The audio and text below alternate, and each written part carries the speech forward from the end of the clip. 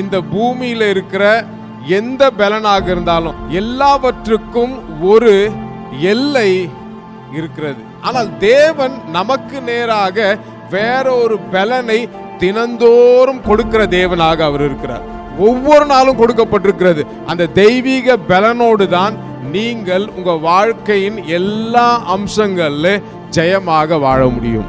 இந்த தெய்வீக பலத்தினாலே நாம் நிரப்பப்பட்டிருக்கும் போது நம்ம கிட்ட ஒரு பிசாசு கூட வர முடியாது, ஒரு பிரச்சனையும் வர முடியாது. வந்தாலும் அந்த பிரச்சனை எந்த வழியா வந்துச்சோ அதே வழியா ஓடி போயிடும்.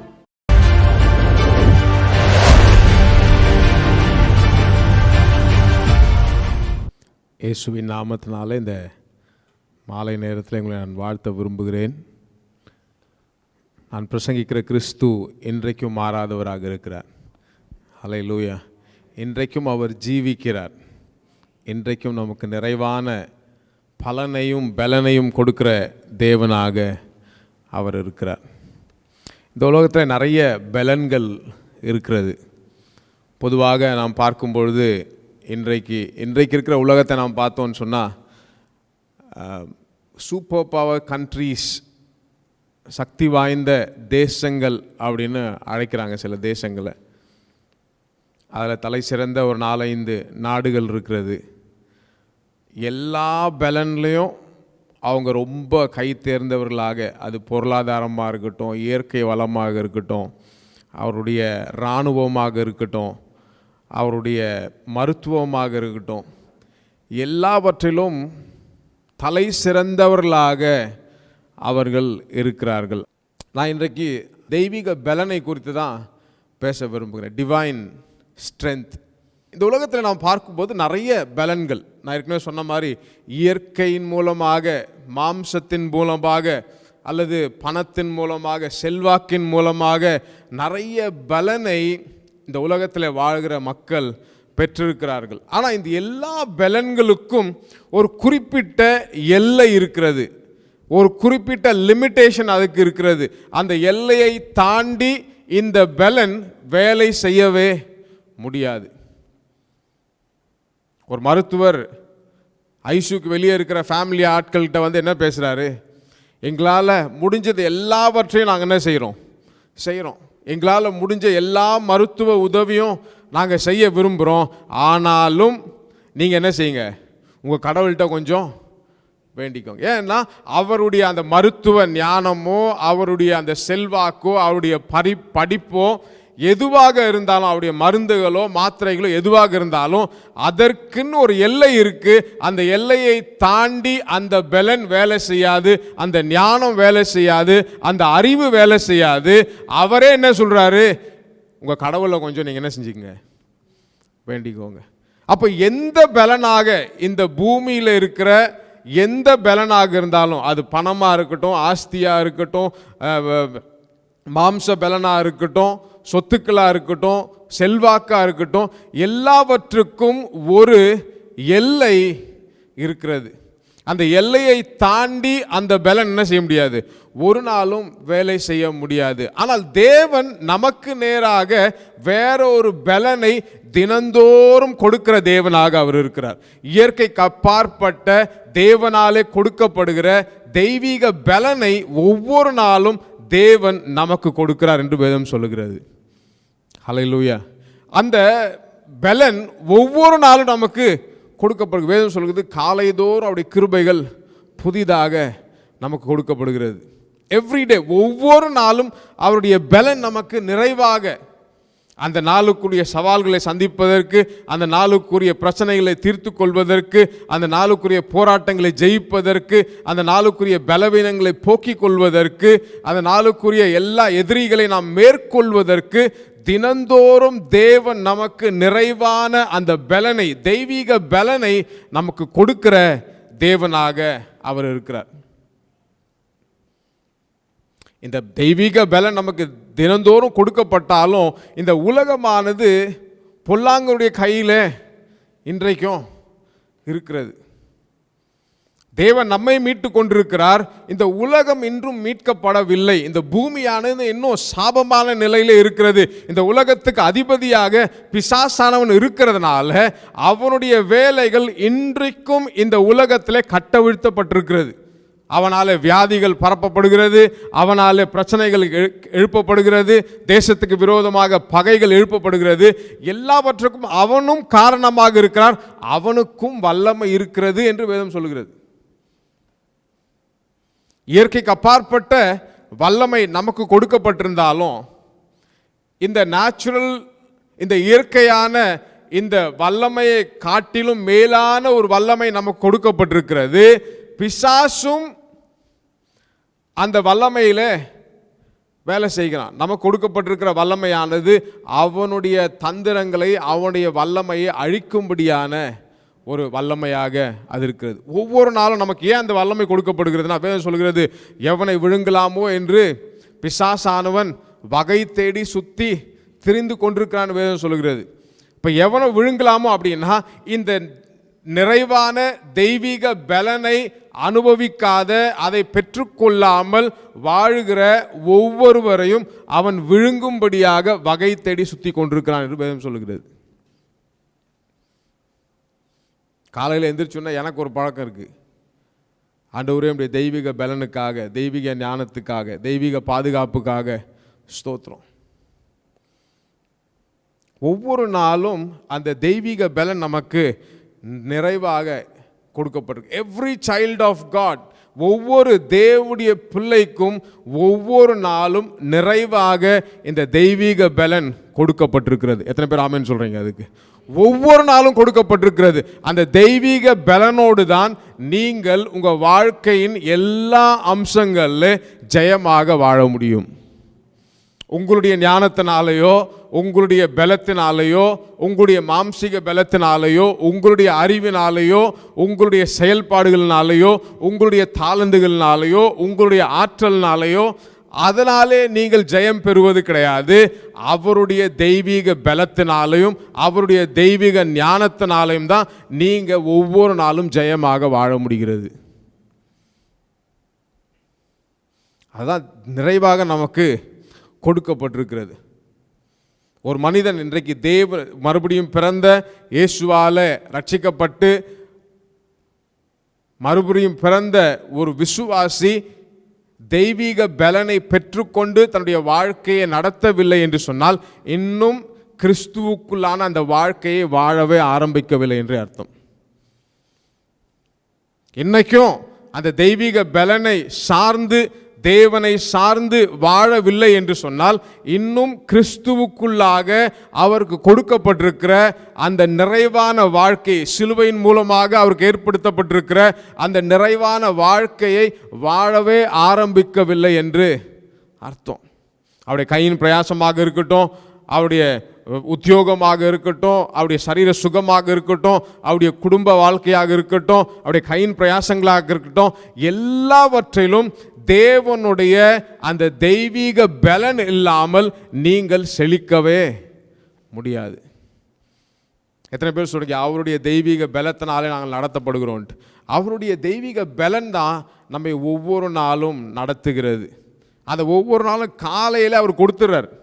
காலையில் எந்திரிச்சோன்னே நம்ம 2 கரங்களை உயர்த்தி அவருக்கு நன்றி சொல்லும் பொழுது அந்த நாளுக்குரிய பலனை அவர் நிறைவாக என்ன செஞ்சிடறார்? கொடுத்துறார்.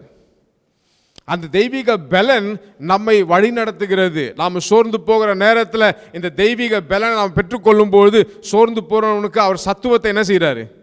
பெருக பண்ணுகிற தேவனாக இருக்கிறார். இந்த பலன் உள்ள இருந்து வேலை செய்யுது. தோல்விகள் வரும்பொழுது அந்த தோல்விகளை பார்த்து நம்ம பயப்படுறது கிடையாது, ஐயோ தோத்துட்டோமே அப்படின்னு உட்கார்ந்துறது கிடையாது. உள்ள இருக்கிற அந்த பலன் நம்மை உற்சாகப்படுத்துகிறது, நமக்கு தேவையான தைரியத்தை வர வைக்கிறது, நமக்கு தேவையான அந்த முற்போக்கான சிந்தனையை கொண்டு வருகிறது. இந்த முறை தோத்து தான் போயிட்டேன், ஆனால் உள்ள இருந்து பலன் நமக்கு வேலை செய்யுது. என்ன சொல்லுது? இல்லை இது ஜஸ்ட் ஒரு ஸ்டெப் தான், இன்னும் நிறைய ஸ்டெப்பு உனக்கு இருக்கு, நான் உன்னை வழி நடத்துறேன் அப்படின்னு உள்ள இருக்கிற பலன் நம்மோடு பேச ஆரம்பிக்கிறது. பற்றாக்குறை நேரத்தில் இல்லை இதை நான் ஈஸியாக என்ன பண்ணிடுவேன்? தாண்டி போயிடுவேன். ஈஸியான தேவைகளை கர்த்தர் சந்திப்பார். ஒரு வலி வேதனை வரும்பொழுது இல்லை, இந்த பலவீனத்தை போக்கும்படியாக 2000 வருஷத்துக்கு முன்பாக கல்வாரி சிலுவையில் இயேசு மரித்திருக்கிறாரு. இந்த வலி எனக்கு சொந்தமானது கிடையாது, இந்த உலகத்தில் உள்ளது, இது என்னை ஒன்றும் செய்ய முடியாது, இது என்னை அழிக்க முடியாது. ஏனென்றால் தேவன் நிறைவான பலனை எனக்கு இன்றைக்கு கட்டளையிட்டு இருக்கிறார், கிருபையாக எனக்கு கொடுத்திருக்கிறார். என்னுடைய பலவீனத்திலே அவருடைய பலன் பூர்ணமாக விளங்குகிறதுன்னு உங்களுக்குள்ள இருந்து ஒரு சத்தம் ஒலிக்கும்.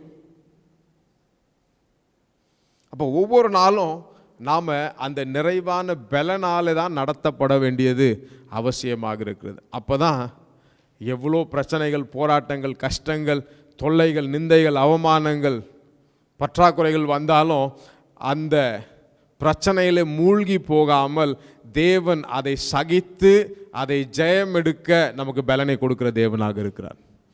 ஒவ்வொரு நாளும் அன்னன்னைக்குள்ள பேக்கேஜை கொடுத்துறார். அன்னன்னைக்கு நமக்கு என்ன தேவையோ அந்த பலனை நிறைவாக என்ன செஞ்சுறார், கொடுத்துடுறார். அன்னன்னைக்கு எவ்வளோ பெரிய உலகமே எதிர்த்து வந்தாலும் உலகத்தை எதிர்த்து நின்று ஜெயம் பெறுவதற்கான ஆற்றலையும் பலனையும் அன்னைக்கே நமக்கு என்ன செஞ்சிடறாரு, கொடுத்துடுறார்.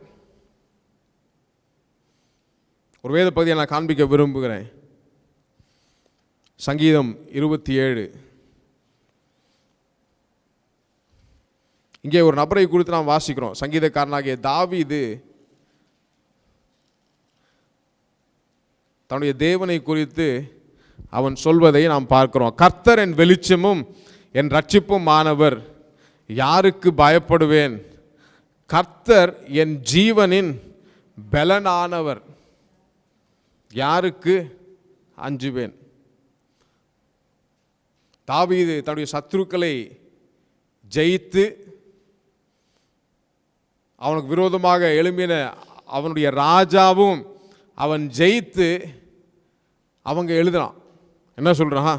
கர்த்தர் என் ஜீவனின் பலனானவர். He is the strength of my life. என் வாழ்க்கைக்கு அவர்தான் பலனாக இருக்கிறார். நான் பிறந்த நாளிலிருந்து நான் கண்ணை மூடுகிற நாள் வரைக்கும் அவர் என் ஜீவனுக்கு பலனாக இருக்கிறார்.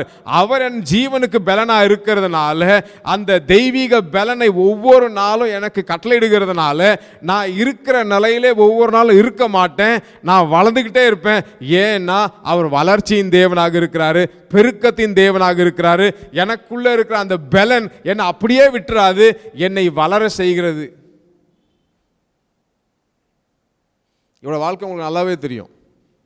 சொற்ப ஆடுகளை வச்சு வனாந்திரத்தில் ஆடுகளோடு ஒரு மனுஷன் ஆடா வாழ்ந்துக்கிட்டு இருந்தான். குடும்பத்தால் புறக்கணிக்கப்பட்டவன், சகோதரால் புறக்கணிக்கப்பட்டவன், குடும்பத்தில் ஒரு அங்கத்தினராக கூட அவனை மதிச்சதே கிடையாது. அவனுக்கு ஆதார் கார்டும் கிடையாது, பேன் கார்டும் கிடையாது, குடும்பத்தில் ஒன்றுமே அவனுக்கு கிடையாது. அவன் வாழ்நாள் முழுவதும் அந்த கொஞ்சம் ஆடுகளை வைத்து ஆடுகளோடவே வனாந்திரத்தில் வாழ்ந்துட்டு இருந்த மனுஷன். ஆனால் இந்த ஜீவனின் பலனாகிய ஆண்டவரோடு அவனுக்கு ஒரு தொடர்பு இருந்தது. வனாந்திரத்தில் ஆண்டவரோடு பேசுகிறவனாக இருந்தான், வனாந்திரத்தில் ஆண்டவரோடு ஒரு ஐக்கியம் கொள்ளுகிறவனாக இருந்தான், ஆண்டவரோடு ஒரு நல்ல உறவில் வாழ்ந்தவனாக இருந்தான். ஒவ்வொரு நாளும் அந்த ஆண்டவரை ருசி பார்க்கிறவனாக இருந்தான். அவனுக்கு தெரியும், என் தாயும் என் தகப்பனும் என்னை கைவிட்டாலும் கர்த்தர் என்னை சேர்த்து கொள்வார் என்கிற அந்த பலனின் எண்ணம் அவனுக்குள்ள இருந்ததுனால தான் அவன் வளர்ந்த பிற்பாடு, சத்துருக்கள் எல்லாம் ஜெயித்த பிற்பாடு அவன் சொல்றான், என்ன சொல்றான்? கர்த்தர் என் ஜீவனின் பலனானவர். என்னால் ஒன்றும் ஜெயிக்க முடியாது. என்னுடைய சத்துருக்கள் எவ்வளோ பெரிய சத்துருக்கள், ராஜாக்களே எனக்கு விரோதமாக வந்தாங்க, என் கூட பிறந்த என் சொந்த மகனே சத்துருக்களோடு கை கோர்த்து என்னை கொல்லும்படியாக வந்தான். ஆனால் யாருமே என்னை ஒன்றுமே செய்ய முடியல. ஒரு சதி திட்டமும் என்ன செய்ய முடியல, ஒன்றுமே என்கிட்ட பழிக்கவே முடியல. ஆனால் சத்துருக்களுடைய கேம்பில் போய் அவனுடைய வஸ்திரத்தை அறுத்து கொண்டு வர அளவுக்கு ஆண்டவர் எனக்கு பலனை கொடுத்துருக்கிறாரு. அதனால அவன் சொல்கிறான், என் ஜீவனின் பலனானவர். அந்த பலன் அவனுக்குள்ளே நிறைவாக இருந்ததுனால தான், அதை ஒவ்வொரு நாளும் அவன் எக்ஸ்பீரியன்ஸ் பண்ணதுனால, அனுபவித்ததுனால தான் அவன் இங்கே எழுத முடியுது, தைரியமாக அவன் சொல்ல முடியுது. நான் யாருக்கும் பயப்பட மாட்டேன், யாருக்கும் அஞ்ச மாட்டேன்.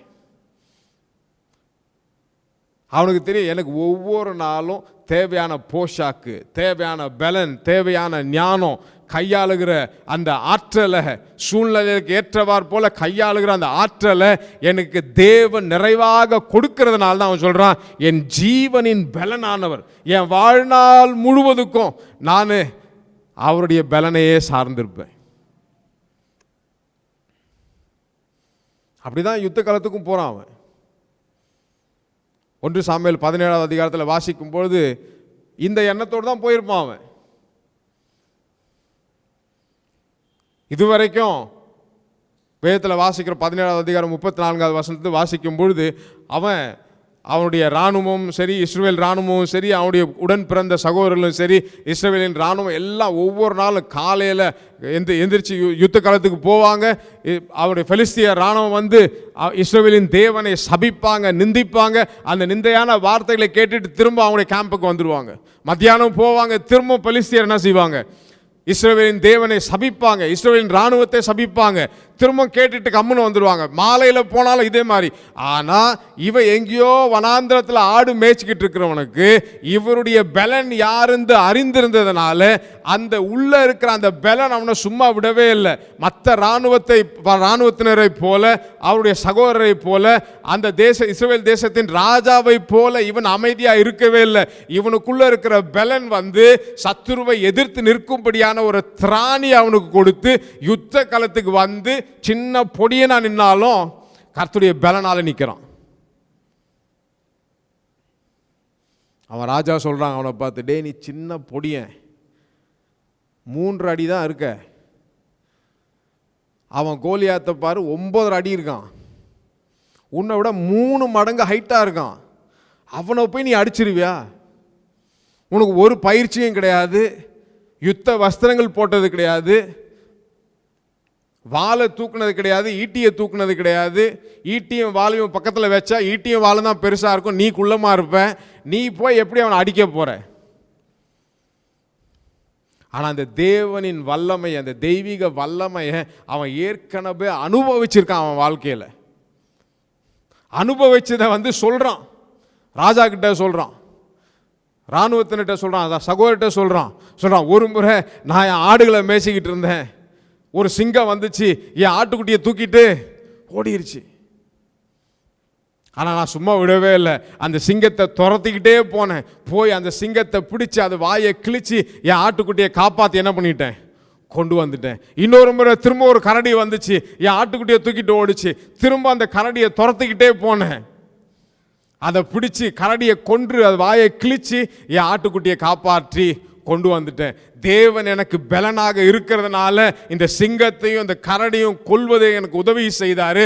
அன்னைக்கு உதவி செய்த அதே தேவன் இன்றைக்கும் எனக்கு பலனா இருக்கிறதுனால, அந்த தெய்வீக பலனை எனக்கு நிறைவாக கொடுக்கிறதுனால அந்த பலத்தை கொண்டு சொல்லுகிறேன், சிங்கத்துக்கும் கரடிக்கும் தப்புவித்த தேவன் இன்றைக்கு இந்த கோலியாத்து கிட்ட இருந்து என்னை தப்புவிப்பார் அப்படிங்கிறத அறிக்கை செய்யறான்.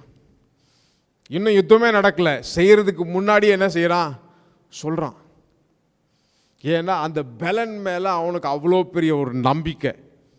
கர்த்தர் என்ன விடவே மாட்டார், எனக்கு பலனை கொடுத்துருக்கிறார், எனக்கு தேவையான ஆற்றலை கொடுத்துருக்கிறார். நான் பார்க்கறதுக்கு முக்கியத்துவம் இல்லாத இன்சிக்னிஃபிகண்டான குள்ளமான பார்க்கறதுக்கு கேலியான ஒரு பொருளாக இருந்திருக்கலாம், ஆனால் ஒரு மெய்ப்பனாக இருந்திருக்கலாம். ஆனால் எனக்குள்ள இருக்கிற தேவன் ரொம்ப பெரியவர். நீங்க பார்க்கறதுக்கு ரொம்ப ரொம்ப ஏழையா இருக்கலாம், முக்கியத்துவமே இல்லாத ஒரு நபராக இருந்திருக்கலாம். ஆனால் ஒவ்வொரு நாளும் அவருடைய பலனால நீங்க தரிப்பிக்கப்படுறதுனால நீங்க முக்கியத்துவம் இல்லாதவங்க கிடையாது, பரலோகத்தில் நீங்க ரொம்ப விசேஷமானவர்கள். You may be very insignificant. ஒன்றுமே முக்கியத்துவமே இல்லாத நபராக ஒருவேளை உங்களை பார்க்கலாம். உலகம் ஒரு வேளை பார்த்து சொல்லலாம், இவெல்லாம் ஒன்றும் பெருசாக படித்து முன்னேற மாட்டான், இவெல்லாம் பெருசாக சம்பாதிக்க மாட்டான், இவனுக்கு அந்த அறிவெல்லாம் கிடையாது, அவன் அவ்வளோ பெரிய கிஃப்டட்லாம் கிடையாது. ஆனால் இந்த தெய்வீக பலனாலே நீங்கள் நிரப்பப்படுவீங்கன்னா, அந்த பலனாலே நீங்கள் நடத்தப்படுவீங்கன்னு சொன்னால், உங்களுக்கு விரோதமாக உலகமே எழுந்து நின்றாலும் நீங்கள் ஜெயிக்கிறவர்களாக இருப்பீர்கள். ஏன்னா இவருக்கு நல்லா தெரியும், தாவீதுக்கு நல்லாவே தெரியும். என்னை சிங்கத்துக்கும் கரடைக்கும் தப்பு வைத்தாரு, இன்னைக்கு இந்த கோலியாத்துக்கிட்ட என்னை எப்படி சாகடிப்பார். பெற்ற வெற்றியை அவன் சொன்னான். ஏற்கனவே தேவன் செய்த நன்மை என்ன செஞ்சான், சொல்ல ஆரம்பித்தான். எல்லாரும் தடுக்கிறாங்க, முடியவே முடியாதுப்பா அவனால. இவன் சொல்கிறான், இல்லை இல்லை, சிங்கத்துக்கு கரடிக்கு தப்பு வச்சாரு, இந்த மிருகத்துக்கிட்ட என்னை தப்பு வைப்பார். அந்த வேத வசனத்துக்கு போமே, 17வது அதிகாரம், 1 சாமுவேல் 17வது அதிகாரம் 36. அந்த சிங்கத்தையும் அந்த கரடியையும் உம்முடைய அடியானாகிய நான் கொன்றேன், விருத்த சேதனம் இல்லாத இந்த பெலிஸ்தனும் அவைகளில் ஒன்றை போல இருப்பான், அவன் ஜீவனுள்ள தேவனுடைய சேனையை நிந்தித்தானே. அவனுக்குள்ள ஒரு வைராக்கியம் பாருங்க. அந்த பலனை பெற்றுக்கொண்டு தோத்தாங்கோலி போல வாழ முடியாது. அந்த பலனை உள்ள வச்சுக்கிட்டு தோற்று போகிறவன மனப்பான்மையில் என்ன பண்ண முடியாது, வாழவே முடியாது. சரி போட்டோம், இந்த முறை போட்டோன்னு விட்டுறவே முடியாது. இந்த முறை கொஞ்சம் அட்ஜஸ்ட் பண்ணிக்கலாம் அப்படின்னு என்ன செய்ய முடியாது, விட்டுறவே முடியாது. சரி இந்த ஒரு முறை பேசிட்டு போட்டோம், அடுத்த முறை பேசினா பார்த்துக்கலாம் அப்படின்னு அவன் என்ன செய்வ, சொல்லவே இல்லை. அவன் என்ன சொல்றான், அவன் ஜீவனுள்ள தேவனுடைய சேனைகளை, ஒரு வைராக்கியம், அந்த பலன் அவனுக்குள்ள இருந்து என்ன செய்யுது, ஒரு வைராக்கியத்தை தூண்டுகிறது. பிசாசா நானா, அவன் எப்படி என்ன தொட முடியும், அவன் எப்படி என்ன அச்சுறுத்த முடியும், அவன் எப்படி எனக்கு பயத்தை ஏற்படுத்த முடியும், அவன் எப்படி எனக்குள்ள ஒரு விரக்தியை ஏற்படுத்த முடியும். நான் தோற்று போகணும் கிடையாது, ஏன் தேவன் தோற்று போகிறவரே கிடையாது, அவரால் முடியாத காரியம் ஒன்றுமே கிடையாது.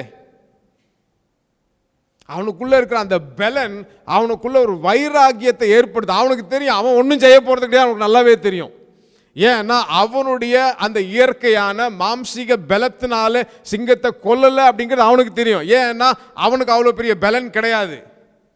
அவனுக்கு தெரியும் அவனுடைய தேவனுடைய பலத்தினாலே தான் அவன் சிங்கத்தையும் கரடியும் கொன்றான். அந்த வைராக்கியத்தில் தான் சொல்றான், ஜீவனுள்ள தேவனுடைய சேனையை அவன் நிந்தித்தானே. அடுத்த வருஷத்தை வாசிக்கும் போது அவன் சொல்றான், நான் யுத்தம் செய்ய போறது கிடையாது, நான் என்ன செய்ய போறது கிடையாது, நான் யுத்தத்தை செய்ய போறது கிடையாது, யுத்தம் கர்த்தருடையது. யுத்தம் எல்லாம் சொல்லுங்க, யுத்தம் கர்த்தருடையது. அவர் யுத்தம் செய்கிறாரு, அவருடைய பலனை வச்சு அவர் உங்களை ஒரு இன்ஸ்ட்ருமெண்டா பயன்படுத்துறாரு, அவ்வளவுதான். மகிமை அவருக்கு தான், உங்களுக்கு கிடையாது. ஜெயம் மட்டும் உங்களுக்கு, மகிமை அவருக்கு. உங்களை வச்சு ஒரு ஷோ பீஸா, ஒரு ஷோ கேஸ்ல வைக்கிற ஒரு பீஸா என்ன பண்ணிடுறார் ஆண்டவர் வைக்கிறார். தாவீது கொண்டான், மக்கள்லாம் பாடுறாங்களே, தாவீது கொண்டது சவுல் கொண்டது, தாவீது கொண்டது.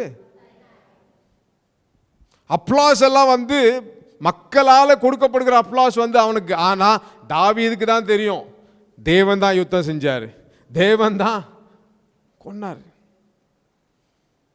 அவன் சொல்ற, நமக்கும் தெய்வீக பலன் நிறைவாக ஒவ்வொரு நாளும் கொடுக்கப்பட்டிருக்கிறது. அவன் சொன்னபடியே அந்த பலத்தினால அவன் வேலையை செஞ்சான். பலத்தினால என்ன செஞ்சான், தேவன் கொடுத்த அந்த பலத்தினால.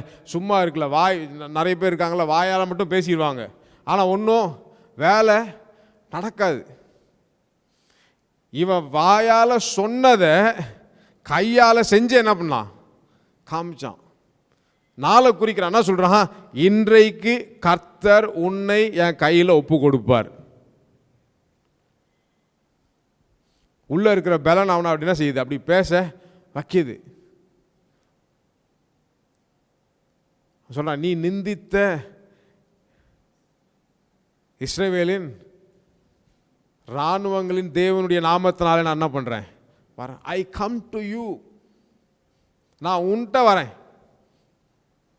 நீ பார்க்கறதுக்கு 9 அடியா இருக்கலாம், நான் 3 அடியா இருக்கலாம், ஆனால் நான் வரேன் உன்கிட்ட யுத்தம் செய்யறதுக்கு. யுத்தம் நான் செய்ய போறது கிடையாது, எனக்கு பின்ன ஒருத்தர் இருக்கிறாரு, அவர் யுத்தம் செய்வார். அவர் யுத்தம் செய்தார்னா ஒரு யுத்தமும் தோற்று போனதா சரித்திரமே கிடையாது. அவர் வெறும் ஜெயிக்கிறவர் மட்டும்தான். அவருக்குள்ளே நான் இருக்கிறதுனால, அவருடைய மறைவில் நான் இருக்கிறதுனால, அவருடைய பலத்தில் நான் நடத்தப்படுகிறதுனால அவர் செய்கிற யுத்தமெல்லாம் என்னுடையது. ஒவ்வொரு நாளும் தேவன் நமக்கு அதுக்கு தான் பலனை கொடுக்குறாரு. ஒவ்வொரு நாளும் அதுக்கு தான் நமக்கு என்ன செய்கிறாரு? பலனை கொடுக்குறாரு. இவன் பாருங்கள், இவ்வளோ யுத்தங்களை ஜெயிச்சு, கோலியாத்தை ஜெயிச்சு 10,000 பேரை கொண்டு எல்லாமே செய்த பிற்பாடு ராஜாவின் அரண்மனைக்கு வந்துட்டான். ராஜாவின் அரண்மனைக்கு வந்துட்ட பிற்பாடும் எவனா சொல்கிறான், என் ஜீவனின் பலன் அவர் தான்.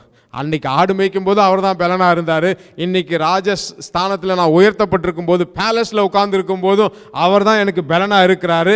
அதனால தான் அவன் சொல்கிறான், ஜீவனுடைய தேவனுடைய வீட்டில் வாசம் பண்ணுவதையே நான் விரும்புகிறேன். சங்கீதம் 23 நான் வாசிக்கிறோம்ல, I will dwell in the house of the Lord. கர்த்தருடைய வீட்டிலே நான் நீடித்த நாட்களாய். அவனுக்கு தெரியும் அவருடைய பலன் எங்கிருந்து வருது நல்லா தெரிஞ்சதுனால தான் அவன் சொல்றான், என் ஜீவனின் பலன். ஏதோ யுத்தத்தில் ஜெயிக்கிறதுக்கு மாத்திரம் பலனா இல்லை, ராஜாவா உயர்றதுக்கு மாத்திரம் அவருடைய பலன் கிடையாது. அந்த பலன் எங்கிருந்து வருதுன்னு நல்லா அறிந்திருக்கிறதுனால தான் சொல்றான், என் ஜீவனுக்கே அவர் தான் பலனா இருக்கிறார். டே 1லேருந்து கடைசி வரைக்கும் அவரே எனக்கு பலனா இருக்கிறதுனால தான், நான் அவரை சார்ந்திருக்கிறதுனால தான் எல்லா யுத்தங்களையும் என்னால் என்ன செய்ய முடியுது? ஜெயிக்க முடிகிறது.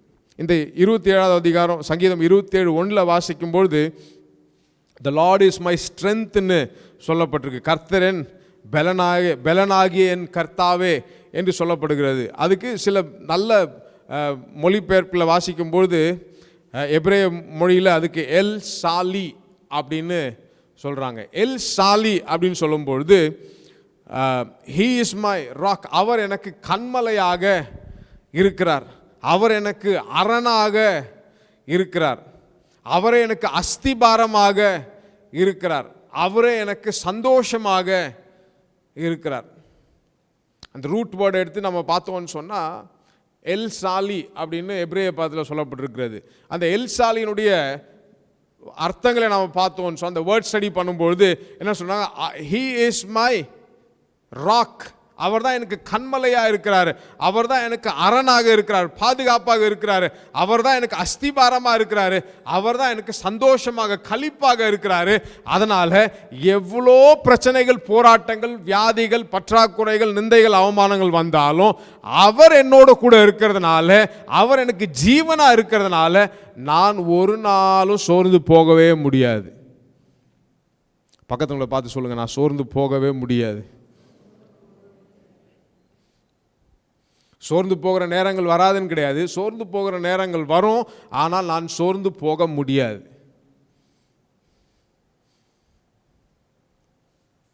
பலன் குன்றின நேரங்கள் வரலாம், கஷ்டங்கள் வரலாம், போராட்டங்கள் வரலாம், வியாதிகள் வரலாம், பிரச்சனைகள் வரலாம், ஆனால் நான் சோர்ந்து போகவே முடியாது. ஏன்னா எனக்கு அவர் பலனாக இருக்கிறார். என்னுடைய ஃபவுண்டேஷனாக, என்னுடைய அஸ்திபாரமே அவர் தான். அவர் இல்லைன்னா நான் இல்லை. தாவீது தான் சொல்றான், he is the strength of my life. என் வாழ்க்கையில் இருக்கிற ஒவ்வொரு செகண்டுக்கும் அவர் தான் ஸ்ட்ரென்த்தாக இருக்கிறாரு. எது என் வாழ்க்கையில் நடந்தாலும் அதுக்கு அவர் தான் பொறுப்பாளி. அவர் என்ன செய்கிறாரு? அனுமதிக்கிறார், அவர் என்ன விடுவிக்கிறார். அவர் அனுமதிக்கிறார், அவர் என்ன விடுவிக்கிறார். கிரெடிட்லாம் அவருக்கு தான் போகுது. அதான் சொல்றான், he is the strength of my life. அன்னைக்கு தாவீதுக்குள்ள அது ஒரு பலனாக வேலை செஞ்சது. ஆனால் இன்றைக்கு பரிசுத்த ஆவியாகிய அந்த தேவன் நமக்குள்ள பலனாக வாசம் பண்ணுகிறார். அன்னைக்கு தாவீதுக்கு ஆண்டவர் நேராக தீர்க்கதரிசனம் மூலமாக பேசி அவரை வழி நடத்தினார். ஆனால் இன்னைக்கு சகல சத்தியத்திலும் நடத்துகிற அந்த பலன் நமக்குள்ள விதைக்கப்பட்டிருக்கிறது, நமக்குள்ள ஒவ்வொரு நாளும் பேசுகிறது, சகல சத்தியத்தில் நம்ம வழி நடத்துகிறது. எதை செய்யணும், எதை செய்யக்கூடாது, எதை பேசணும், எதை பேசக்கூடாது, எங்கே போகணும், எங்கே போகக்கூடாது அப்படிங்கிறத ஒவ்வொரு செகண்டும் நம்மோடு பேசுகிற அந்த பலன் நமக்குள்ளவே இருக்கு.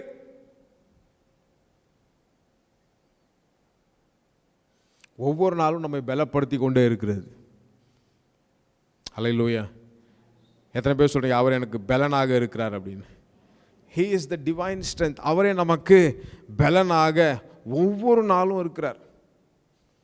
அப்போஸ்தலனாகிய பவுல் இதை குறித்து எழுதும்போது 2 கொரிந்தியர் 12வது அதிகாரம் 8-9 வாசிக்கும்போது இந்த தெய்வீக பலனுக்கு அப்போஸ்தலனாகிய பவுல் அவருடைய சரீரத்தில் அவருக்கு ஒரு பிரச்சனை, ஒரு பலவீனம்.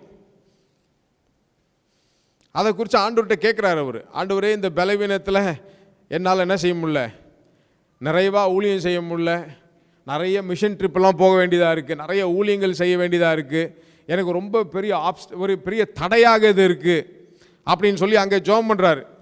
வாசிங்களேன் 12:8-9. அது என்னை விட்டு நீங்கும்படிக்கு நான் 3 தரம் கர்த்தரிடத்தில் வேண்டிக் கொண்டேன்.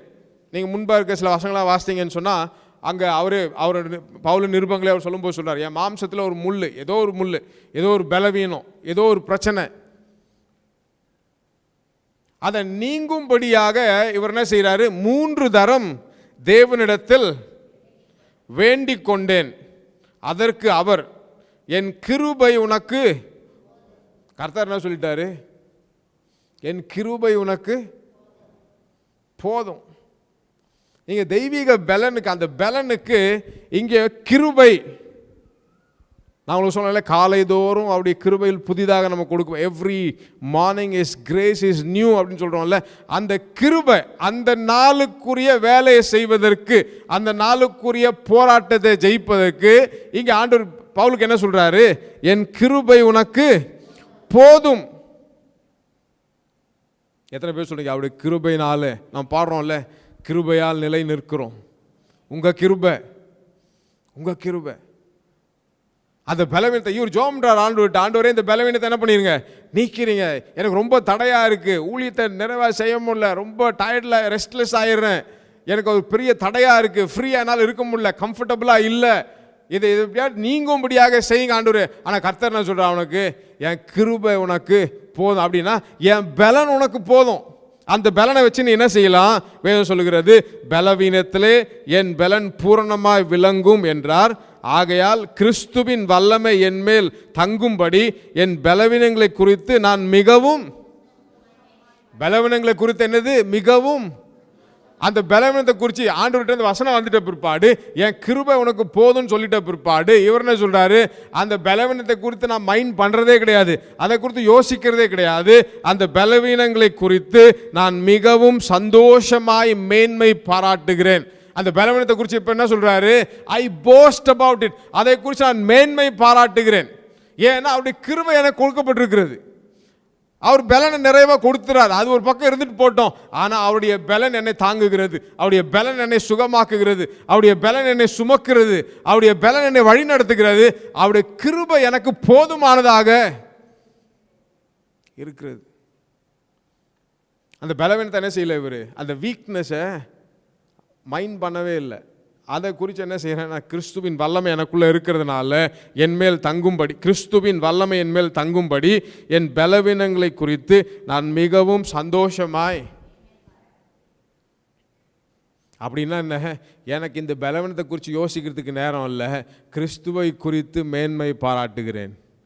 எனக்கு கொடுக்குற பலத்தில், எனக்கு கொடுக்குற அந்த கிருபையில் நான் மேன்மை பாராட்டுகிறேன். அப்போ நமக்கு தினந்தோறும் என்ன செய்யுது, தேவன் நிறைவாக இந்த பலனை கொடுக்கிற தேவனாக இருக்கிறார். நீங்களும் நானும் ஒவ்வொரு நாளும் அந்த பலனாலே தான் நடத்தப்படணும்.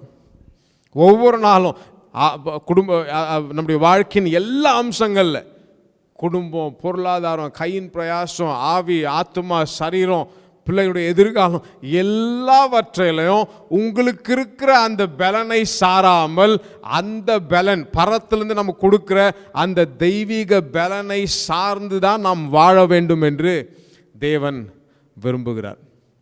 இன்னொரு வேத பகுதிக்கு சொல்லுவோம், எரேமியாவின் புஸ்தகம் 17வது அதிகாரம், எரேமியாவின் புஸ்தகம் 17வது அதிகாரம் 5 மற்றும் 6 வசனங்கள்.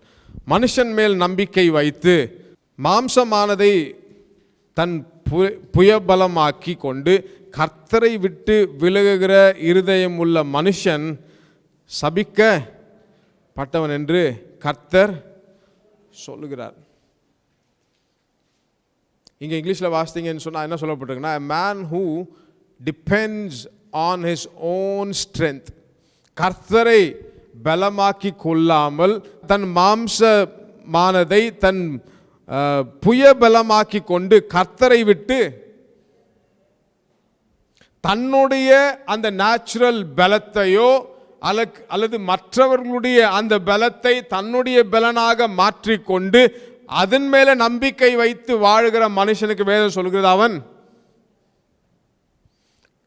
உங்களுடைய பலனை சார்ந்திருந்தீங்கன்னு சொன்னால் அல்லது மற்றவருடைய பலனை சார்ந்து நாம் வாழ்வோம் என்று சொன்னால் அது பேரே மாற்றிருந்தீங்க. அவனுக்கு ஆசீர்வாதமே இல்லை அப்படிங்கிறத ரொம்ப தெளிவாக வேதம் சொல்லிடுது. அதனால் ஒவ்வொரு நாளும் நாம் அவருடைய பலனை சார்ந்து வாழ்கிறோம். எத்தனை பேர் சொல்கிறீங்க, நான் அவருடைய பலனை சார்ந்து வாழ்கிறேன், அவர் தான் எனக்கு பலனாக இருக்கிறார், அவர் தான் எனக்கு நீடி ஆயுளாக இருக்கிறார், அவர் தான் எனக்கு ஜீவனாக இருக்கிறார், அவர் தான் எனக்கு புயமாக இருக்கிறார், அவருடைய கரம் தான் எனக்கு சகலவற்றையும் செய்கிறது. அவருடைய கரம் இல்லைன்னா, அவருடைய பலன் இல்லைன்னா நீங்கள் உள்ளே எடுக்கிற சுவாசத்தை கூட வெளியே விட முடியாது. எத்தனை பேர் நம்புறீங்க அது? அந்த தெய்வீக பலனை நாம் ஒவ்வொரு நாளும் நம்ப வேண்டியது அவசியமாக இருக்கிறது.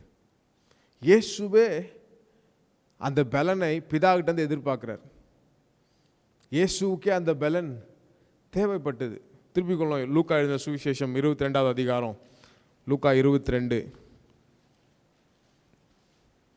40வது வசனத்தை நாம் வாசிக்கலாம்.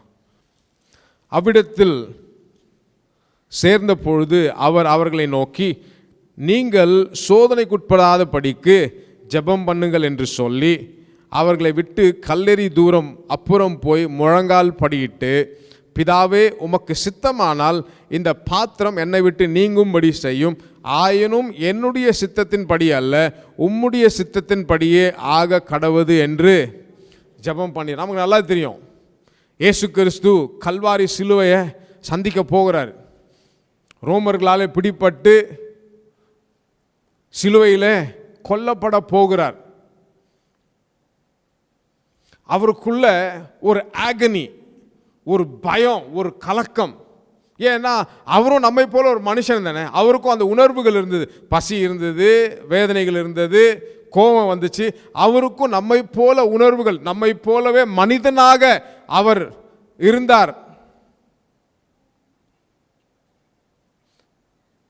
கல்வாரி சிலுவையை அவர் எண்ணி பார்க்கிறார். உலக தோற்றத்துக்கு முன்பாகவே இவர் தான் அடிக்கப்பட போகிறார் என்று தீர்மானம் ஆயிற்று. தேவனுடைய அனாதி சித்தமாக இருந்திருந்தாலும் அது கிட்ட நெருங்க நெருங்க திருத்துவத்தின் 2ஆம் நபராக இருந்தாலும், சிருஷ்டிகராக இருந்தாலும், பிதாவுடைய ஒரே பேரான குமாரனாக இருந்தாலும் 100% மனுஷனாகவும் 100% தேவனாக இருந்ததுனால அந்த மனுஷிகத்தில் அவருக்கு ஒரு ஆகனி, ஒரு பெயின், ஒரு வலி, ஒரு கலக்கம், ஒரு பதட்டம் ஏற்படுகிறது. ஏன்னா உலகத்தினுடைய முழு பாவங்களும் அவர் மேலே வந்து சுமத்தப்பட போகிறது, முழு சாபங்களும் அவர் மேலே வந்து சுமத்தப்பட போகிறது, உலகத்தில் இருக்கிற பெரிய வியாதிகள் அவர் மேலே வந்து சுமத்தப்பட போகிறது, அவர் வாரினால் அடிக்கப்பட போகிறார், அவர் தாடியை பிடிச்சி பிடுங்க போறாங்க, அவரை கோலால் அடிக்க போறாங்க, நிந்தையும் அவமானம் அவருக்கு வந்து சேரப்போகிறது. அப்படிங்கிறத அவர் எண்ணி பார்த்து அவருக்குள்ள ஒரு வலி, ஒரு வேதனை, ஒரு பயம். மனுஷன் தானே. பிதாவிட்ட போய் கேட்கிறார், ஆண்டவரே வேற ஏதாவது ஆப்ஷன் இருக்கா, இதை தவிர வேற ஏதாவது வழி இருக்கா, இந்த பாத்திரம் நீங்க கூடுமானால் நீங்க எனக்கு உதவி செய்யுங்க. சீஷர்கிட்ட போய் சொல்றாரு, சீஷர்கிட்ட பேதுருவே வந்து என் கூட வந்து 1 மணி நேரம் என்ன செய், ஜெபம் பண்ணு. யாக்கோபே, யோவானே வந்து எனக்கு கொஞ்சம், ஏன்னா பதட்டம். பிதா தம்முடைய முகத்தை அவர் மேலிருந்து திருப்பி கொள்ள போகிறாரு, துண்டிக்கப்பட போகுது. பிதாவோடு இருக்கிற அந்த உறவு அவரோடு துண்டிக்கப்பட போகுது, பாவமாக்கப்பட போகிறாரு. இதுவரைக்கும் நடந்திராத ஒரு சம்பவம் அவருக்கு நடக்க போகுது. அந்த பதட்டத்தில் பிதாவாகிய தேவனிடத்தில் போயிட்டு, ஏன்னா சீஷர் யாரும் வரல, ஜெபம் பண்ணுறதுக்கு வரல, உதவி செய்யறதுக்கு யாரும் வரல, கல்லெறி தூரத்தில் இவரே போய் என்ன செய்கிறாரு, முகம் கொப்புற விழுந்து அவங்கள பார்த்து பிதாவை நோக்கி கேட்கிறாரு, ஆண்டவரே உமக்கு சித்தமானால் இந்த பாத்திரம் என்னை விட்டு நீங்கும்படி செய்யும். அப்படி ஒரு ஆப்ஷன் இருந்தால் என்ன செய்யுங்க ஆண்டவரே, பிதாவே எனக்கு உதவி செய்யுங்க, ஆனாலும் என்னுடைய சித்தத்தின் படி அல்ல, உம்முடைய சித்தத்தின் படியே ஆக கடவுது என்று. வேற வழி இருந்தா பாருங்க, அப்படி இல்லைன்னு சொன்னா நம்ம என்ன திட்டம் போட்டோமோ அந்த திட்டத்தையே,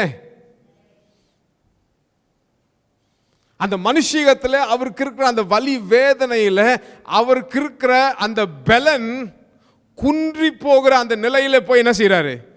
அடுத்த வசனத்தை வாசிப்போம். 43வது வசனத்தை வாசிக்கும் பொழுது, அப்பொழுது வானத்திலிருந்து ஒரு தூதன் தோன்றி அவரை எல்லாம் சொல்லுங்க பலப்படுத்தினார். அதுதான் தெய்வீக பலன். பிதாவாகிய தேவனிடத்திலிருந்து அவருடைய அந்த உணர்வுகளை கட்டுப்படுத்த முடியல. ஆனால் தான் வேதத்தில் வாசிக்கிறோம், அவருடைய ரத்தம் வேர்வையை போல, வேர்வை வருகிற சரீரத்தில் இருக்கிற அந்த ஓட்டைகள் வழியாக அவ்வளோ பெரிய ஒரு ரத்த அழுத்தம், அவ்வளோ பெரிய ஒரு டென்ஷன், அவ்வளோ பெரிய டிப்ரெஷனுக்குள்ள இயேசு போகிறாரு. வேர்வை வருகிற அந்த ஓட்டைகள் வழியாக ரத்தம் வருது, அவ்வளோ பெரிய ரத்த கொதிப்பு அவருக்கு ஏற்படுகிறது. அதை மருத்துவ ரீதியா பீக் ஆஃப் அ பெயின் அப்படின்னு சொல்றாங்க. அந்த வலி வேதனையின் உச்ச கட்டத்தில் தான் அப்படி ரத்த நாணல்கள் வெடித்து வெளியே வரும். அவ்வளோ பெரிய பெயின்ல, அவ்வளோ பெரிய வலி வேதனையில தான் பிதாப்பட்ட சொல்றாரு, இந்த பாத்திரம் நீங்க கூடுமானால் நீங்க செய்யும். அந்த வேதனையை அறிந்து பிதாவாகிய தேவன் என்ன செய்யறாரு? வானத்திலிருந்து ஒரு தூதனை தோன்றி அவரை பலப்படுத்தினார். இயேசு என்ன செய்யறாரு? பலப்படுத்துகிறார். அந்த தூதன் வந்துட்ட பிற்பாடு, அவர் பலப்பட்ட பிற்பாடு கொஞ்ச நேரத்தில் ரோம போர் சேவர்கள் வராங்க. கீழே இருக்கிற வசனம் நீங்கள் வாசித்தீங்கன்னா, அந்த பயம், அந்த பதட்டம், அந்த வலி, அந்த டென்ஷன், அந்த டிப்ரெஷன் எதுவுமே இயேசுக்கிட்ட சுத்தமாக கிடையவே கிடையாது. யாரை தேடுறீங்கன்னு கேட்குறாரு அவங்ககிட்ட. யாரை தேடுறீங்க? நீங்கள் தேடுகிற கிறிஸ்து நான் தான். அவங்க கிட்ட அரெஸ்ட் பண்ண வராங்க. அவரை கிட்டி சேர்ந்த உடனே வேதனை சொல்லுது, அவங்க அப்படியே கீழே விழுந்து போகிறாங்க. இந்த தெய்வீக பலத்தினாலே நாம் நிரப்பப்பட்டிருக்கும் போது நம்மகிட்ட ஒரு பிசாசு கூட வர முடியாது. ஒரு பிரச்சனையும் வர முடியாது. வந்தாலும் அந்த பிரச்சனை எந்த வழியாக வந்துச்சோ அதே வழியாக ஓடி போயிடும். இந்த பலத்தினால நிரப்பப்பட்டவராக இயேசு கல்வாரி சிலுவைக்கு போகிறார். மனுக்குலத்தை அப்படியே சிலுவையில் மீட்டெடுக்கிறார். பாவமாக்கப்படுறாரு, சாபமாக்கப்படுறாரு, வியாதிகளை தன்மேல சுமந்து கொள்ளுகிறாரு,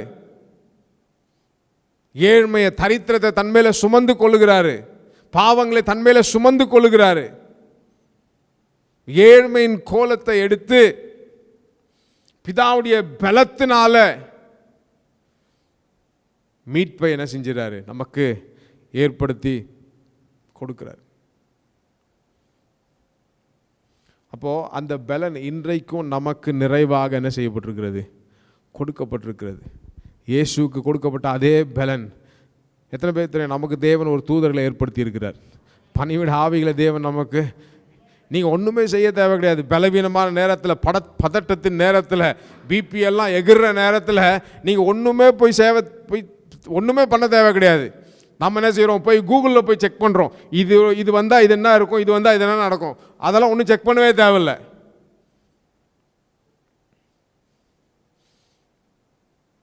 நண்பர்களுக்கு ஃபோன் அடித்து யார் ரொம்ப கம்மியாக வட்டிக்கு காசு கொடுப்பா அப்படின்னு வேற ஆப்ஷனை தேட பார்க்குறோம்.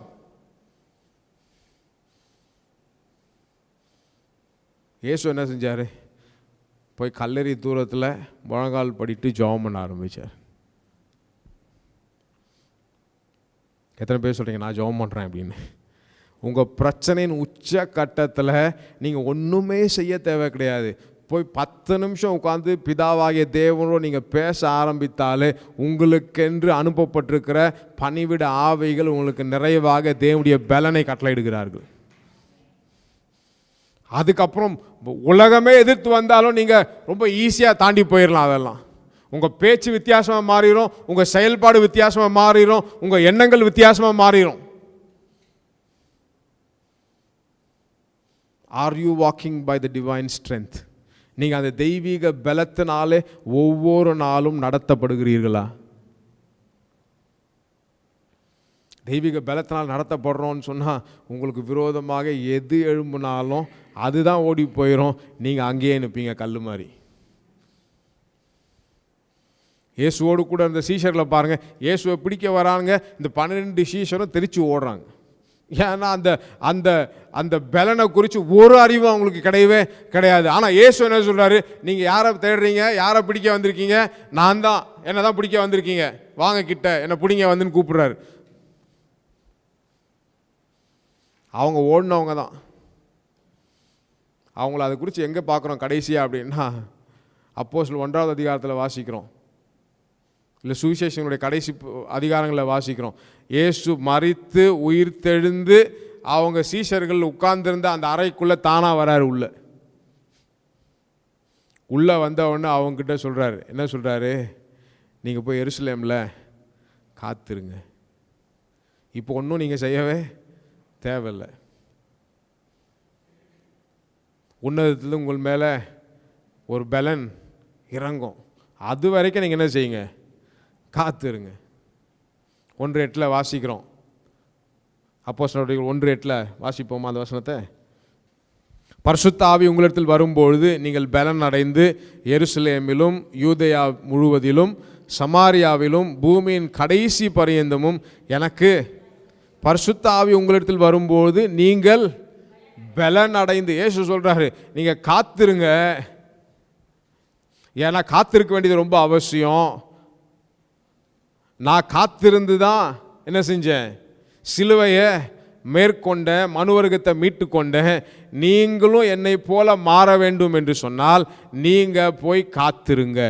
காத்திருந்தீங்கன்னா பலன் அடைவீர்கள். எத்தனை பேர் சொல்லுங்க காத்திருப்போம்னு? காத்திருக்கும் போது பலன் அடைவோம். ஒரு பலன் பரலோகத்திலிருந்து நிறைவாக நமக்கு கொடுக்கப்படுகிறது. 2ஆவது அதிகாரம் 3ஆவது அதிகாரத்தில் வாசிங்கன்னு சொன்னால், காத்திருந்து அவங்க பலன் அடைகிறாங்க, நவமான பாஷைகளை பேசுகிறாங்க, பரிசுத்த ஆவியானவர் அக்கினிமயமான நாவுகளைப் போல இவங்க மேலே இறங்குகிறார். இறங்கின பிற்பாடு இவங்களுடைய பிஹேவியரே மாறிடுச்சு. இதுவரைக்கும் பயந்து ஓடிட்டு இருந்தவங்க இப்போ எருசலேம் வீதிகளில் போயிட்டு தைரியமாக நின்று அந்த மக்களை பார்த்தே பேசுகிறாங்க, நீங்கள் சிலுவையில் அறைந்த கிறிஸ்துவை நாங்கள் பிரசங்கிக்கிறோம். தைரியம் வந்துருச்சு. இப்போ பயம் கிடையாது. இப்போ என்ன கிடையாது, பயம் கொஞ்சம் கூட கிடையவே கிடையாது. இயேசுவை பிடிக்க வந்தப்போ பயந்து ஓடினவங்க, நம்ம வாழ்க்கையை பார்த்து நம்ம இனிமேல் பொழைச்சிக்கலாம், இன்னும் இயேசு பின்னாடி நம்ம போக தேவை கிடையாது அப்படின்னு பயந்துட்டு இருந்தவங்க, இந்த இயேசுவே யாருன்னு தெரியாதுன்னு மறுதளிச்சவங்க, அவரை எந்த ஊருக்காரன்னு கூட எங்களுக்கு தெரியாதுன்னு சொன்னவங்க, இப்போ அதே எருசலேம் வீதிகளில் போயிட்டு நீங்கள் சிலுவையில் அறைந்த கிறிஸ்துவை நாங்கள் பிரசங்கிக்கிறோம் அப்படின்னு ரொம்ப தைரியமாக இயேசுவை குறித்து பிரசங்கிக்கிறாங்க. எப்படி வந்துச்சு அந்த தைரியம்? உன்னதத்திலிருந்து அவர்களுக்கு அனுப்பப்பட்ட அந்த பலன். சொல்கிற பாருங்களேன், ரொம்ப ஈஸியாக இந்த பலனை பெற்றுக்கொண்டு உங்கள் வாழ்க்கையில் நீங்கள் சந்திக்கிற அந்த போராட்டங்களை ஜெயிக்க முடியும். இந்த பலனால் ஜெயிக்க முடியாது ஒன்றுமே கிடையாது. இந்த பலனால் ஜெயிக்க முடியாது ஒன்றுமே கிடையாது. நிறைவான பலனை ஒவ்வொரு நாளும் தேவன் நமக்கு கொடுத்துக்கிட்டே இருக்கிறார். ஒரு விசுவாசி நடத்தப்படணும்னு சொன்னால் இந்த பலனால் தான் நடத்தப்படணும், வேற வழியே கிடையாது. அவன் வேற எந்த சோர்ஸ் ஆஃப் ஸ்ட்ரென்த்தை வச்சு தான் வாழ்க்கையை நடத்தணும் அல்லது யுத்தங்களை ஜெயிக்கணும், போராட்டங்களை ஜெயிக்கணும்னா கண்டிப்பாக ஜெயிக்கவே முடியாது. ஒரு நாளும் சக்சஸ்ஃபுல்லாக வாழ்க்கையில் ஒரு விசுவாசி ஜெயமுள்ள வாழ்க்கை வாழணும் அப்படின்னு சொன்னால் இந்த தெய்வீக பலத்தினால மாத்திரம்தான் முடியும். ஒரு கார் எப்படி பெட்ரோலால் டீசலால் போகுதோ, ஒரு விசுவாசி இந்த பலத்தினால தான் போக முடியும். இந்த டிவைன் ஸ்ட்ரென்த், இந்த தெய்வீக பலன் தான் அவனை நடத்துகிறது, இயக்குகிறது. இந்த டிவைன் ஸ்ட்ரென்த் இல்லைன்னா, அந்த தெய்வீக பலன் இல்லைன்னு சொன்னால் அவன் என்னைக்கோ மண்ணுக்குள்ளே போயிருக்க வேண்டியவன். ஏன்னா இந்த உலகம் அவ்வளோ மோசமானது, அவ்வளோ கொடுமையானது. அவருடைய பலன் இல்லாமல் ஒரு சத்ருவை கூட நாம் ஜெயிக்கவே முடியாது. எத்தனை பேர் சொன்னீங்க அந்த பலன் நிறைவாக தேவன் எங்களுக்கு கொடுத்துருக்கிறார். அந்த பலனால் நாம் ஒவ்வொரு நாளும் வாழ்ந்துட்டு இருக்கிறோம். அப்படி எழுந்து நிற்போமா? எழுந்து நின்று கண்களை மூடி ஆண்டவர்கிட்ட கேட்போம், ஆண்டவரே இந்த பலனால் எங்களை நிரப்புங்க ஆண்டவரே. ஒவ்வொரு நாளும் அந்த பலத்தை நாங்கள் புரிந்து கொள்ள, அந்த பலத்தை நாங்கள் ஒவ்வொரு நாளும் அனுபவிக்க, அந்த பலத்தை எங்களுடைய வாழ்க்கையின் ஒவ்வொரு அம்சங்களில் நாங்கள் அதை அனுபவிக்க நீர் எங்களுக்கு உதவி செய்யுங்க ஆண்டவரே. எங்களுக்குள்ளே விதைக்கப்பட்டிருக்கிற பரிசுத்த ஆவியின் அந்த பலனுக்காக ஸ்தோத்திரம்.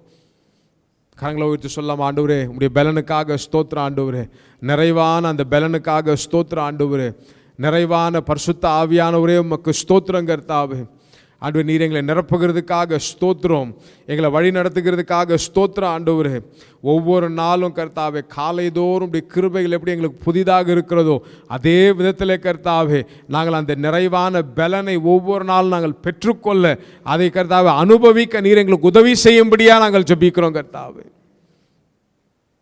இயேசுவே உம்மை ஸ்தோத்திரிக்கிறோம் கர்த்தாவே. எங்களோடு பேசின வார்த்தைகளுக்காக உமக்கு நன்றி செலுத்துகிறோம். எல்லா துதியும் கனமும் மகிமை உமக்கே நாங்கள் செலுத்துகிறோம் கர்த்தாவே. இயேசுவின் நாமத்தில் ஜெபிக்கிறோம் எங்கள் ஜீவனுள்ள நல்ல பிதாவே, ஆமேன். இது நம்முடைய வாழ்க்கைக்கு அதி முக்கியமான காரியம். கிறிஸ்தவ வாழ்க்கையுடைய மேன்மை, வாழ்வு எல்லாம் தேவனை சார்ந்திருக்கிறது. பிரச்சனைகள் வரும், போராட்டங்கள் வரும், எதிர்மறையான காரியங்கள் எல்லா காலத்திலையும் வரும். அது எப்படி டீல் பண்ணுகிற முக்கியம். இன்றைக்கி என் நண்பர் ஒருத்தர் பேசிகிட்டு இருந்தேன். ஒரு சமயத்தில் நேற்று தான் ஒரு மேரேஜ் போயிருக்காரு, நிச்சயதார்த்தம். அந்த அம்மாவுடைய மகனுக்கும் மகளுக்கும் நிச்சயதார்த்தம். மகளுக்கு கிட்டத்தட்ட ஒரு 39 வயசு நினைக்கிறேன். திடீர்னு பார்த்த இடத்துல வேணான்னு சொல்லிட்டாங்க இருக்கு அந்த பையன். நேற்று நிச்சயதார்த்தம் நடக்கணும். மருமகளை அலங்காரம் பண்ணிக்கிட்டு இருக்க இடத்துல நம்ம உள்ளே போய் அந்த அலங்காரம் பண்ணுறவன் என்ன பண்ணான்னு தெரியல, டப்புன்னு அந்த பொம்பளை அடிச்சிருச்சது. அந்த அந்த மேக்கப் லேடியை, பியூட்டிஷியனை, அதுதான் பார்த்தீங்களா, அடித்த உடனே அந்த அம்மா மைக் டைசனுடைய சொந்தக்காரி இருக்கு, யார்கிட்ட நம்மகிட்டையான்னு சொல்லி ஒரு 30-40 பேரை மண்டபத்தில் இறக்கிட்டாங்க. இறக்கி பெரிய பிரச்சனையாகி கிட்டத்தட்ட 1 ஹவருக்கு மேலே கடைசியில் சமாதானமாகி நிச்சயத்தை நடந்திருக்கு. வாழ்க்கையில் எல்லா சூழ்நிலையிலும் பிரச்சனையை சந்திக்கிறோம். அது எப்படி டீல் பண்ணுகிறது தான் முக்கியம். அதான் பரீட்சை. மோசே யுத்த வீரன். மோசையை போல் ஆயுதங்களை பயன்படுத்துவதற்கு 30 லட்சம் மக்களில் ஒருத்தனை கூட தெரியாது. மோசே எகிப்தில் இருக்கும் பொழுது பல யுத்தங்களை ஜெயித்து வந்தவர், பல யுத்தங்களை பார்வோனுக்காக ஜெயித்தவர். 30 லட்சம் மக்கள் எதிரிட்டு வரும்பொழுது ஒரு இடத்துல கூட வாள் எடுக்கலை. ஒவ்வொரு முறையும் கர்த்தருடைய சமூகத்துக்கு போனார். மோசை குறித்து கர்த்தரே சாட்சி கொடுக்கிறார், பூமியிலே மோசையை போல சாந்த குணமுள்ளவன் ஒருத்தனும் இல்லை. சாந்த குணமுள்ளவன், சாந்தம்னா பலவீனம் கிடையாது, கர்த்தருடைய பலத்தில் பலன் கொள்ளுகிறது. இப்போ தம்பி வசனம் சொன்னார் பார்த்தீங்களா, என் பலவீனத்தில் உன் பலன் பூர்ணமாக விளங்குண்டு. அவருக்கு முதல் முறை விளங்கலை பாவம் பவுலுக்கு. 3 முறை அதான் பதில் சொன்னார். எப்பப்பெல்லாம் பலவீனமாக நினைக்கிறோமோ அப்பப்பெல்லாம் என் கிருபை உனக்கு போதும். கிருபைங்கிறது தகுதி இல்லாத உன் தேவன் காமிக்கிற தயவு. அந்த தயவு தான் காட்ஸ் எபிலிட்டி. கிருபை எபிலிட்டி கிடையாது, ஆனால் கிருபை எபிலிட்டியை ப்ரொவைட் பண்ணுகிறது, கொடுக்கறது. மாம்சத்தில் எப்பப்பெல்லாம் நம்புகிறோமோ அப்போல்லாம் கிருபை இழக்கிறோம். கர்த்தரை நம்புங்க. அது ஞானமாக இருக்கலாம், அறிவாக இருக்கலாம், ஒரு பிஸ்னஸ் கான்ட்ராக்டாக இருக்கலாம். என்ன பிரச்சனை வந்தாலும் மாம்சத்தில் டீல் பண்ண நினச்சோம்னா அது அட்டர் ஃபெயிலியராக போய் முடியும். எபிரேயர் 11:34 சொல்கிறது, பலவீனத்தில் பலன் கொண்டார்கள். அவங்க தான் அந்த விசுவாச வீரர்கள். அப்படி வாழ்ந்தோம்னா ஜெயமாக வாழலாம். ஜெபிப்போம். பிதாவே உமக்கு நன்றி, நல்லா நடந்த ஆராதனைகளுக்காக நன்றி, தம்பி ராஜுக்காக நன்றி, அவர் செய்த ஊழியத்துக்காக நன்றி, அவர் கொடுத்த கிருபை வரங்களுக்காக நன்றி செலுத்துகிறோம். கர்த்தாவே, எந்த காலகட்டத்திலையும் நாங்கள் நெருக்கப்படும் பொழுது, எதிர்மறையான சூழ்நிலைகள் வரும் பொழுது, எங்கள் மாம்சத்தை நம்பாமல் முழு இருதயத்தோடு உம்மை நம்பி வாழவும், உடைய கிருபையை சார்ந்து வாழவும், உடைய தெய்வீகமான பலத்தை சார்ந்து வாழவும் எங்களுக்கு உதவி செய்ய வேண்டுமா ஜெபிக்கிறோம். உடைய தெய்வீகமான வல்லமை எங்கள் மேல் கூடாரம் போடும்படியாக எங்கள் பலவீனத்தை குறித்து நாங்கள் மேன்மை பாராட்டுகிறோம். கர்த்தாவே, எல்லா பலவீனங்களையும் எதிர்மறையான காரியங்களையும் மேற்கொண்டு நாங்கள் ஜெயமாக வாழ ஒவ்வொரு நாளும் உம்மை சார்ந்து கொள்கிறோம். அப்பா, உமக்கு நன்றி செலுத்துகிறோம். மழையைப் போல பனியைப் போல நம்முடைய கிருபை எங்கள் வாழ்க்கையில் பொழிகிறதுக்காக உமக்கு நன்றி. எதிர்கொள்கிற எல்லா பிரச்சனைக்கு மேலாக உடைய வல்லமை எங்கள் மேலே நிழலிடுகிறதுக்காக நன்றி செலுத்துகிறோம். துதிக்கிறோம், சோத்தரிக்கிறோம். கேட்ட ஒவ்வொருவரையும் ஆசீர்வதிக்கிறோம். இது ஒரு போதனையாக நாங்கள் எடுத்து கடந்து சென்று விடாமல் வாழ்க்கையின் ஒவ்வொரு பகுதியிலையும் நாங்கள் பயன்படுத்த எங்கள் உதவி செய்ய வேண்டுமா ஜெபிக்கிறோம். கர்த்தாவே, எங்கள் பலவீனத்தில் உடைய பலன் பூர்ணமாக விளங்கட்டும். கர்த்தாவே, நீ உண்மை உள்ளவர். கற்பந்தரிக்கக்கூடிய பலனை கொடுக்கிற தேவன். கற்பந்தரிக்கவே முடியாதுன்னு சொன்னால் கூட கற்பந்தரிக்க பலன் கொள்ளுகிற தேவன், பலன் கொள்ள வைக்கிற தேவன். அது தேவன் எங்கள் தேவனாக இருக்கிறதுக்காக நன்றி. எல்லா பகுதியிலும் எங்களை வெற்றி சிறக்க பண்ணி உடைய நாமத்தை மையப்படுத்துறதுக்காக நன்றி. நாங்கள் அல்ல கர்த்தாவே, உடைய நாமம் மட்டும் எங்கள் வாழ்க்கையில் உயர்ந்திருக்கட்டும். ஆசீர்வதியும் இயேசு கிறிஸ்துவின் நாமத்தில் பிதாவே, ஆமென். உடைய கர்த்தராகிய இயேசு கிறிஸ்துவின் கிருபையும் பிதாவாகிய தேவன் அன்பும் பரிசுத்தாவின் ஐக்கியமும் நம் அனைவரோடு கூட இன்றைக்கும் என்றைக்கும் கிறிஸ்துவின் வரியை மட்டும் இருப்பதாக. ஆமென். கர்த்தரோடு ஆசீர்வதித்து எல்லா தீமைக்கு விலக்கி காக்க கடவர். கர்த்தர் தம்முடைய தயவுள்ள முகத்தை உங்களை பிரகாசிக்க பண்ணி உங்களுக்கு கிருபையாக இருக்க கடவர். கர்த்தர் தம்முடைய முகத்தை உங்களை பிரசன்னமாக்கி சமாதானம் கட்டளையிட கடவர். கர்த்தரோடு ஆசீர்வதித்து ஜீவனோடு சுகத்தோடு தீர்காயுசோடு ஒரு வியாதியும் ஒரு பலவீனமும் மேற்கொள்ளாமல் எல்லாவற்றையும் மேற்கொண்டு 120 ஆண்டுகளுக்கு மேலாக ஜெயத்தோடு வாழ பலன் தருவாராக. ஆமென், ஆமென்.